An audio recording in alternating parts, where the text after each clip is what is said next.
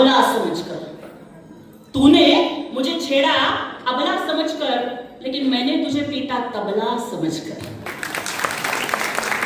कारण हा महाराष्ट्र आहे, ही जिजाऊची भूमी आहे, ही सावित्रीमाईची भूमी आहे, ही झाशीच्या राणीची भूमी आहे, ही रमाईची भूमी आहे। आणि म्हणून मला तुम्हाला सांगायचंय की महाराष्ट्राची वाघीण आहेस तू, की दुबळी नको समजू स्वतःला, की तलवारीपेक्षा तीक्ष्ण तुझ्या नजरेची धार आहे। अगं तलवारीपेक्षा तीक्ष्ण तुझ्या नजरेची धार आहे। महाराष्ट्राची वाघीण तू, भवानी तलवारीचा वार आहे, भगव्याची रक्षणी तू, स्वराज्याची मेख आहेस।